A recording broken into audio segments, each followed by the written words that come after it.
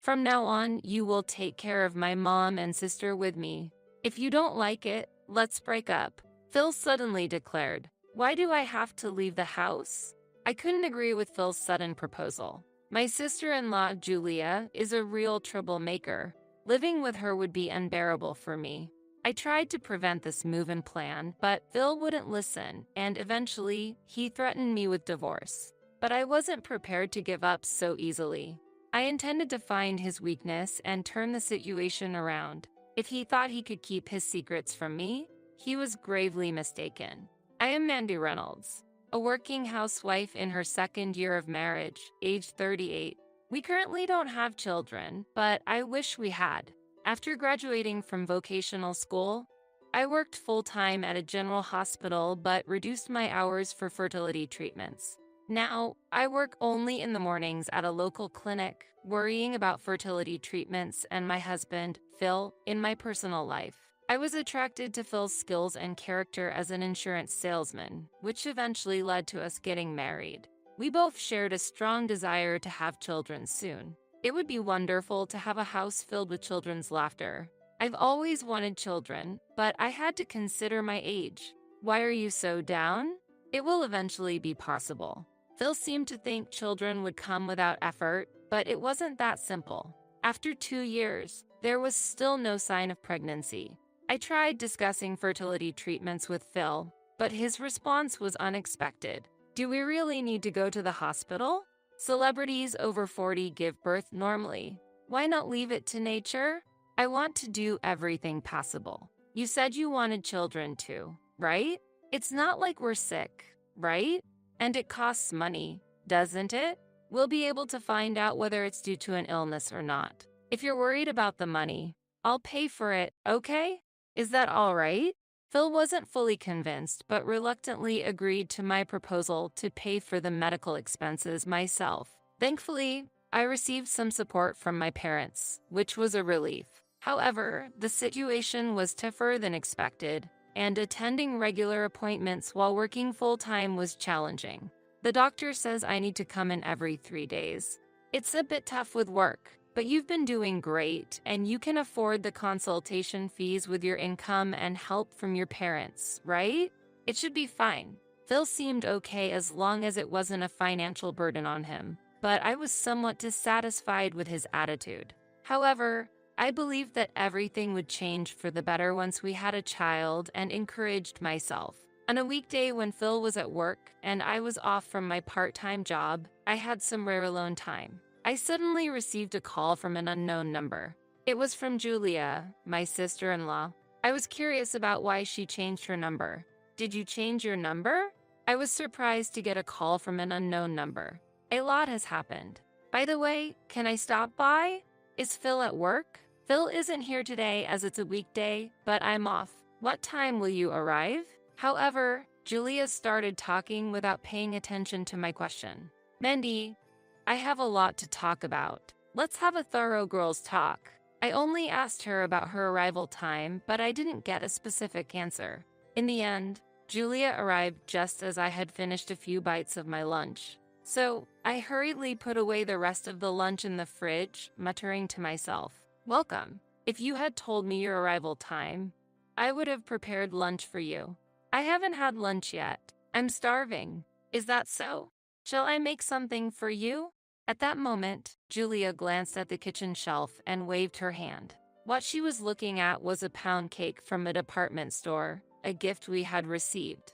A limited edition item that I was looking forward to keeping as a special reward for a special day. I don't want to eat a lot because I'll gain weight, but this cake is tempting. Let's just have this for lunch. Where is the knife? While searching the room for a cake knife, I felt a bit uncomfortable with Julia's insistence. I'll cut it. It's okay. It's cluttered with stuff, and I don't want you to look around too much. Don't worry about it. It's not like things will disappear. I'll cut a piece for you too. When Julia took the knife and started dividing the pound cake, I no longer had the energy to object. Julia placed a thick slice of cake in front of herself and a slice so thin it was almost transparent in front of me, then immediately started talking. Listen, recently my boyfriend has been a bit cold. Even when I say I want to meet him, he makes excuses about work or his daughter. Is that so? He has a daughter? I'm a woman too. Isn't it natural to feel lonely? It's only natural to want attention, right? Interrupting the conversation or getting into too much detail can lead to lingering issues, making it incredibly bothersome. In such cases, it's best to keep nodding with a bright smile.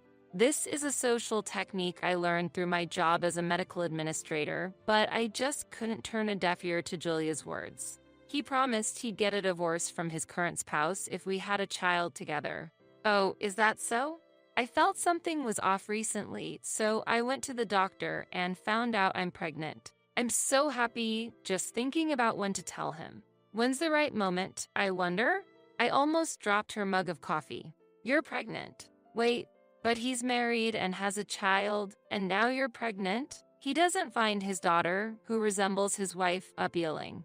He wants to live with me and a lovely child who will resemble me. I can't believe this. Then Julia puffed up her face and continued, I need to have a discussion with his current wife, and to do that it's important that I'm a kind woman with a generous heart, right? I was momentarily at a loss for words at Julia's reckless behavior and comments that could hurt a family. Please, just go home. Why? It's getting dark outside and he'll be coming to pick me up. Oh, I'm interested in that department store coffee in the cabinet. Please go. I just want some quiet time. Coming in like some kind of storm, and hearing about her affair and pregnancy was overwhelming. Why is my sister-in-law, who casually engages in affairs, blessed with a child, while I, who longs for one, visits hospitals and takes medication for it isn't? I didn't want to think that someone in my family could act so callously. Confusion clouded my mind, unable to grasp the situation. About a week after Julia's sudden visit and shocking revelation, Phil came home unusually early from work. Oh, home on time today? It's rare since you often come back late. As I spoke, Phil roughly set down his bag and approached me. I heard from Julia. You said some terrible things to her? What terrible things?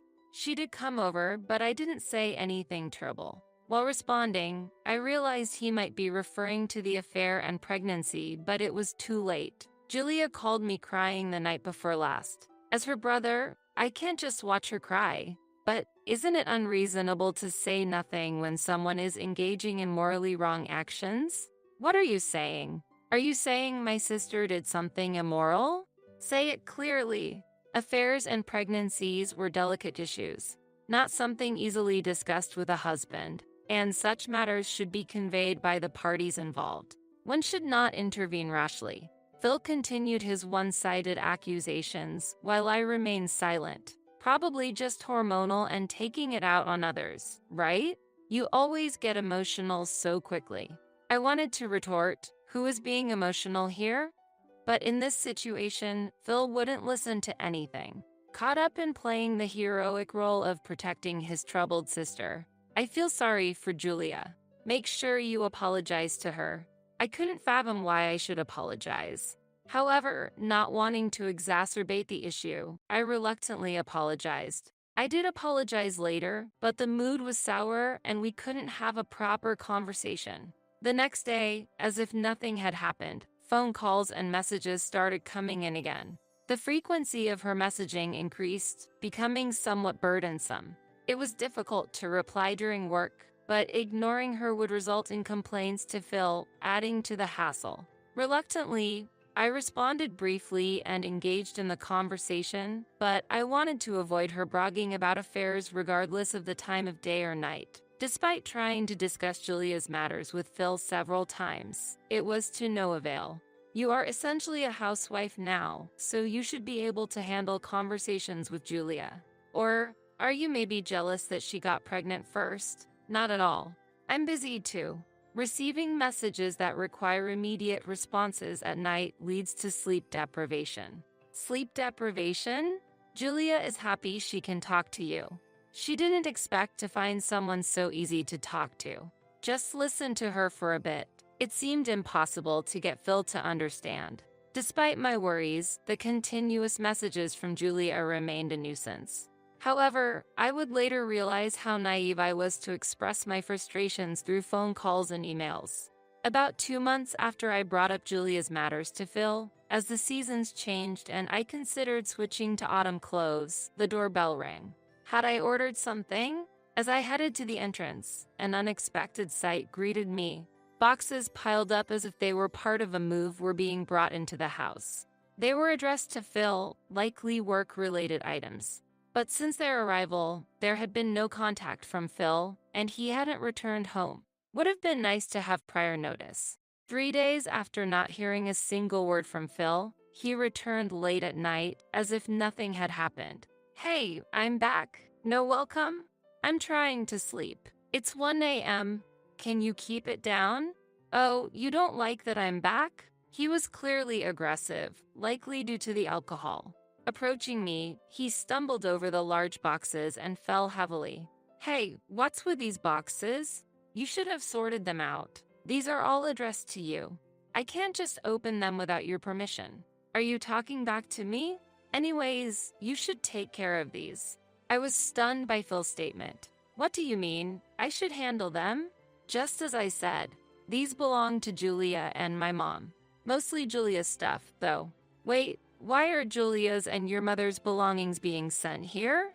Phil began to explain cheerfully, as if a long-awaited plan was coming to fruition. "It's all for my dear sister. She's currently renting and her lease is up for renewal. With talks of moving in with her boyfriend or getting married soon, I need to take care of her a bit. I wasn't aware of such plans. I'm about to be promoted to assistant manager, so my salary will increase. It's all good." Having had little contact with Phil's family since our marriage 2 years ago, this new development was bewildering.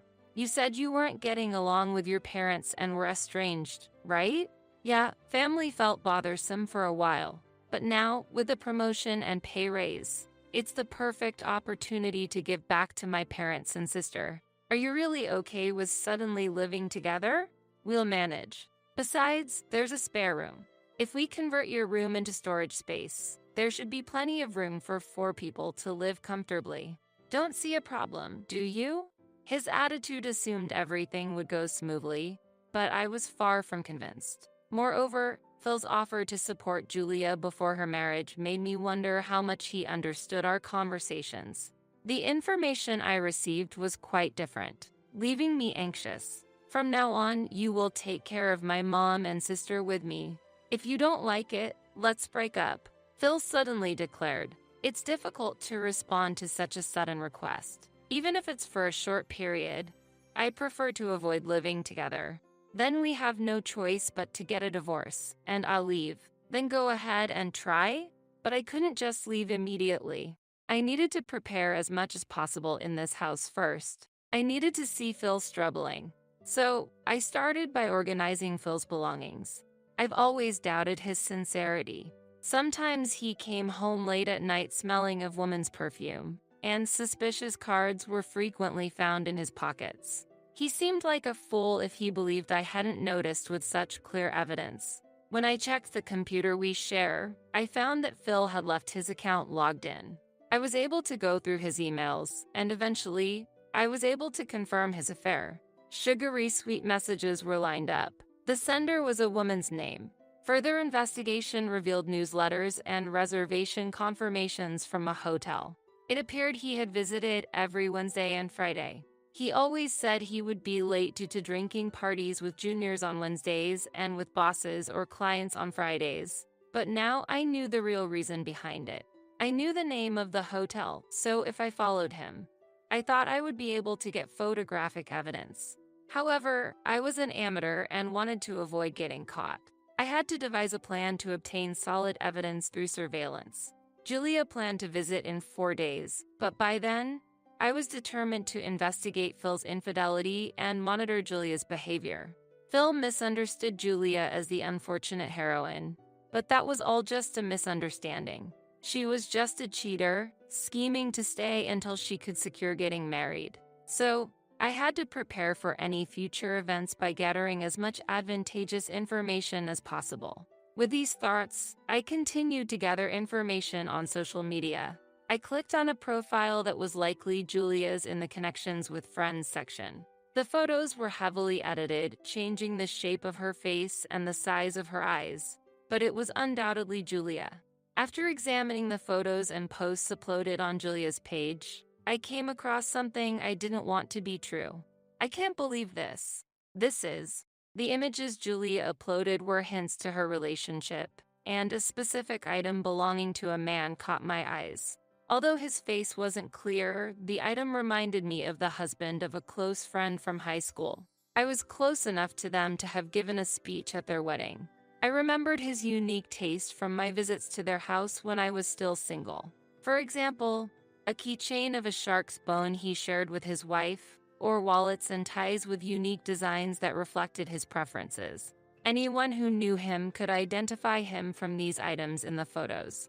I was not sure if my best friend from high school was aware of this situation, but she likely didn't know.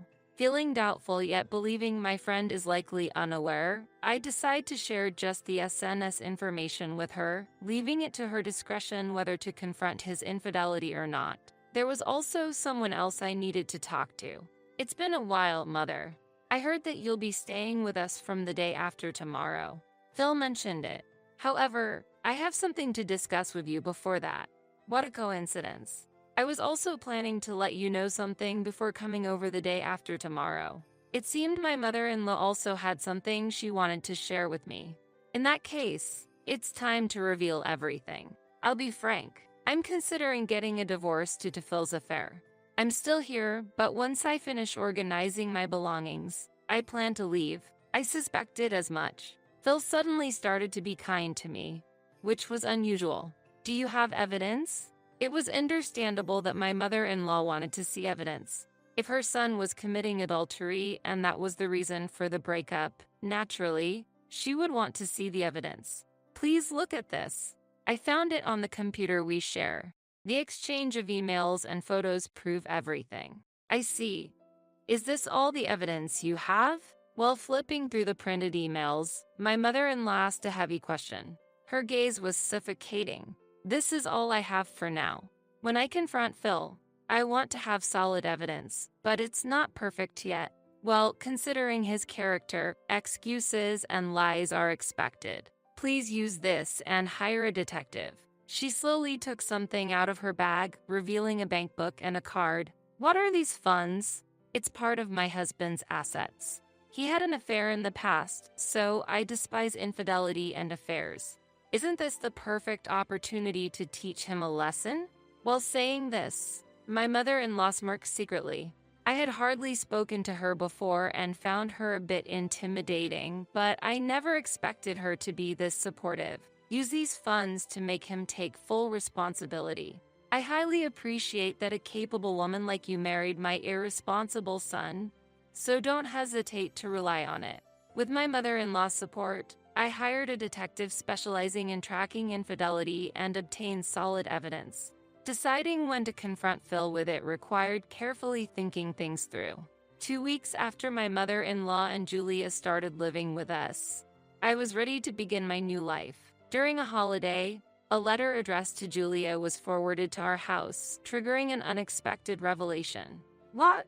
I can't pay $30,000 at once. Weren't you planning on getting married soon? What happened? It's from his wife, demanding compensation. Phil immediately stood up, snatched the document from Julia, and exclaimed, "What's this? A woman's name as the sender? It must be fake, slander, or harassment." Somehow, Phil seemed to believe Julia was completely innocent. Meanwhile, my mother-in-law seemed utterly unaware of the situation. The beloved boyfriend Julia mentioned before is my best friend's husband. You were pregnant, and if the baby was born, he was going to leave his wife and marry you, right? Were you really planning to do that? Was that all a lie? I can't believe it. Trying to destroy someone else's family. While saying this, Julia started to tearfully insist on her innocence. But the relationship with his wife was already strained, and they were on the brink of divorce. He said he wanted to raise our child together, that he wanted our baby. Their relationship was already over, right? So it's not adultery or an affair, and there's no reason for compensation. Look, this must be some kind of prank. Julia has always been the target of jealousy and envy. Feeling it was time to speak up, I broached the subject with Phil. So, you're saying infidelity and affairs are not a problem? Yeah, it's part of being a man, and constantly dealing with compensation and lawyers seems excessive. Just overlook it. I spread the photos taken by the detective across the table. The person in these images is unmistakably you, Phil, right? According to the research, you were having an affair with a woman called Sarah, your business partner. Please stop belittling people. Disregarding my rage, Phil still managed a light laugh. I've said it before, but this is a man's pride. If you can't understand this, social life will be difficult. That's enough. My intention to divorce is firm, and the responsibility lies with you, Phil. Of course, I'll be demanding compensation as well. Wait a minute, that's unacceptable, right? What's this about compensation? Calm down a bit. While this was happening, my mother-in-law raised her voice in anger. I've been listening to all this nonsense all this time, and there's no saving Phil or Julia. I never thought my own children would have such a rotten personality. I'm disappointed. Wait, I don't have that kind of money. Mom, please pay for it. Think of it as the college tuition I never used. No matter what excuse you have, I won't be convinced, so just give up. As my mother-in-law and Julia were arguing, Phil turned to me, seeking clarification. You're not seriously considering divorce and compensation, right? You still love me, don't you? What are you talking about? You cheated on me, made unilateral decisions, and who was it that threatened divorce if I didn't accept living with your mother and Julia? All of a sudden, Phil started to cry hearing my response. My meeting with Sarah was fate, true love. What we had was a completely different kind of love. You understand, right? You'll support our love, won't you? I wasn't able to understand you from the start, and I have no intention to do now either. I've finished packing, so I'm leaving this place. Are you really going to leave? What am I supposed to do? I looked down at Phil, who was pitifully pleading at my feet, and declared my final decision. I don't care. You'll be getting the divorce papers and documents about the compensation, so deal with them. Thanks to involving a lawyer, our divorce proceeded smoothly. An agreement was reached to ensure the payment of compensation. Although my mother-in-law lost her husband, she was healthy both mentally and physically and has started living alone for the first time in her life. She seemed to be leading a fulfilling life with her hobbies and training every day. As for Julia, it seems her affair and pregnancy became widely known. People's gossip was inevitable, and eventually it became a well-known fact. She was fired from her temporary job, and with the rumors about her affair spreading, it became difficult for her to find employment anywhere else. Moreover, Julia's affair partner ultimately chose to make up with his wife, my close friend, leaving Julia completely abandoned. One day, Julia, driven by anger, confronted me. You revealed his and my secret to his wife, didn't you? Was your promise to wholeheartedly celebrate our happiness a lie? Julia accused me furiously. I responded calmly. I never uttered a word about celebrating. Infidelity is unacceptable under any circumstances. Moreover, since she is my close friend, I could not stand by and watch her suffer and fall into misfortune. But your interference was unnecessary. Completely unnecessary. Julia raised her voice. I lost my job, can't find a new one, and even lost the person I loved the most. I blame you for all of this. During our confrontation in a bustling supermarket, Julia attempted to physically confront me, but fortunately, a young security guard intervened promptly, preventing the situation from escalating any further. Both Phil and Julia tried to seek help from their mother, but she coldly rejected all requests. Meanwhile, I heard Phil, due to his dishonest actions, was abandoned by his lover and fell into a gambling addiction. As a result, he was late in paying the compensation, so I decided to request his employer to garnish his wages. The rumor of the divorce caused by the compensation issue spread like wildfire throughout Phil's workplace, becoming a serious issue that could not be overlooked. Despite being a top sales performer respected by many colleagues, his personal actions were scrutinized, leading to his transfer to a department often referred to as the sideline room, where employees merely bide their time without meaningful work. After the divorce, I embraced my newfound freedom, fully enjoying my personal time. Although I once deeply desired to have children and build a happy family with Phil, that now seemed like a distant memory, and I decided to prioritize my financial independence. Furthermore, in my new partner, whom I met through work, I have found a serious and supportive relationship that brings a new sense of fulfillment to my life. He is a mid-career male nurse, skilled at empathizing with others, and our conversations always provide comfort and reassurance, whether or not we decide to have children. He is a trustworthy and wonderful person who accepts me entirely, allowing us to build our future together. I am determined to forge my path in life, focusing on pursuing my happiness.